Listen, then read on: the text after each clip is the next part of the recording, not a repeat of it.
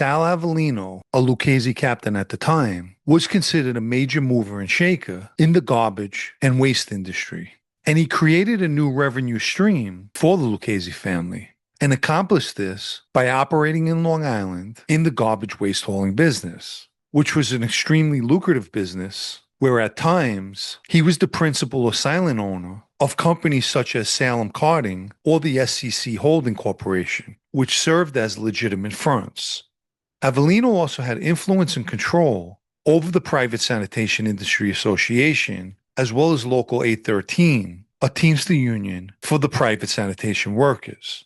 In 1986, he was paying an Islip Long Island landfill to offload his garbage. But starting in the 1970s, up until the 80s, thousands of small garbage dumps were being forced to shut down, which caused limited landfill space in the operating dumps like the one in Islip. That landfill was almost at full capacity. This created a dilemma for Avellino.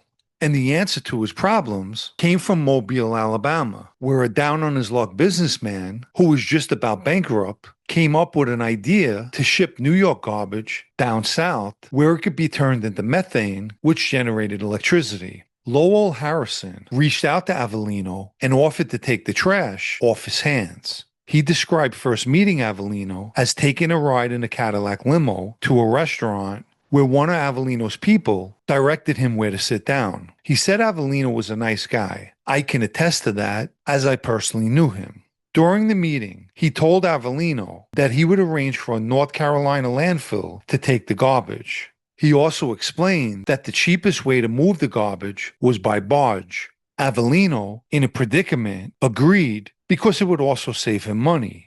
So following their meeting, Harrison leased a barge from Jacksonville, Florida, called Mobro. It had a large flat iron deck that the garbage could be loaded onto. He also leased a tugboat to tow the barge in New Orleans. Harrison then contacted Tommy Jeswali, who owned a dock in New York City and, more importantly, had a license to barge garbage. The Mobro set out for its first run on March 22, 1987, with over 6 million pounds of trash collected from Long Island and other areas in New York City. Avellino was paying $86 per ton, much cheaper than the going rate. So for that first load, he approximately paid somewhere in the neighborhood of $43,000. The Mobro docked in Morehead City, North Carolina, on April 1, 1987. And its docking piqued the interest of a local news reporter who observed the garbage-filled barge. This was the beginning of a major investigation and big headaches for Avellino and Harrison. For starters, a state environmental official came to inspect the barge and its contents, and at some point spotted a bedpan among the millions of pounds of trash, which was piled 20 feet high and tied down with cables. The captain, Duffy St. Pierre, of the tugboat named Break of Dawn, was ordered to move the barge due to the allegations that it contained hospital waste mixed in with the garbage. Harrison was monitoring the Mobro from Alabama and instructed Captain St. Pierre to head the barge to a landfill in Louisiana. But upon its arrival, environmental officials in that state prohibited its docking.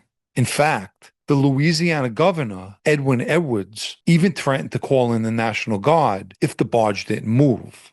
So Harrison directed the Mobro to anchor 5 miles off the coast of Key West, Florida. In the beginning of May 1987, an EPA team boarded and inspected the barge, which at the time was floating in the Gulf of Mexico. The inspectors reported finding more hospital waste mixed in with the load. However, they found nothing considered to be hazardous.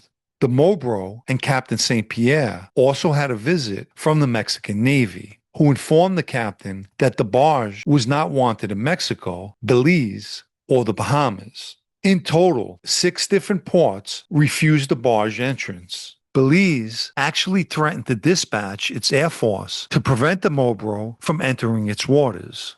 At this point, the barge headed back to its original starting point in New York. Apparently, on May 12, 1987, the Islip Long Island landfill agreed to accept the garbage on the Mobro as a one-time solution. However, waiting in New York were 2 court orders blocking the barge from unloading in the New York harbor. What started out as a business venture between Avellino and Harrelson turned into a national issue, with all eyes on the Mobro and its load of garbage. In early August 1987, a New York Supreme Court judge, Dominic J. Lodato, ordered that the garbage on the barge all be burned first, which would take place in Brooklyn, at the cost of $150,000 to $160,000 to burn it and an additional $16,000 to dump the ashes. Money that obviously came out of Avellino and Harrelson's profits.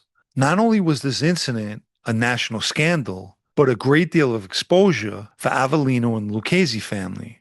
Federal investigations had been targeting the mob for its control over the carting industry. In any event, the Mobro incident actually helped propel recycling and composting. Coincidentally, in present day, approximately 23,000 tons of garbage leaves New York every day and travels to other states for disposal, and that equates to 7 Mobro barges daily.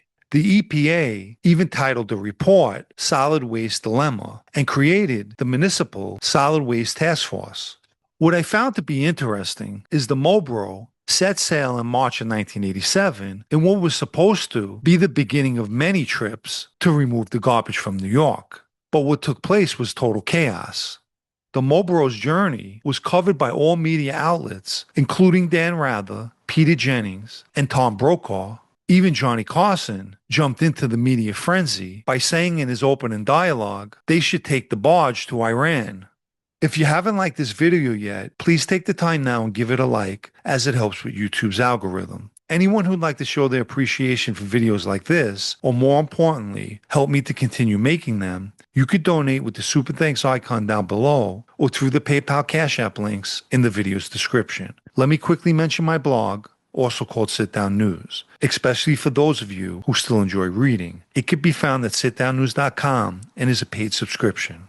Sal Avellino, during his life as a Lucchese member, has had some tough breaks. In March 1983, the Organized Crime Task Force installed a bug in his 1982 Jaguar, which resulted in the recording of incriminating conversations between Avellino, Lucchese boss Tony Ducks Corallo, and underboss Tom Mick Santoro. Recordings that would play a critical role in the commission case in 1985. And then what started out as a welcome solution to a problem Avellino was experiencing, finding a home for that New York collected garbage, turned into a media nightmare. Sally Avellino is considered a major earner in the Lucchese family, one of the biggest, and his history with the Lucchese family is like none other in present day.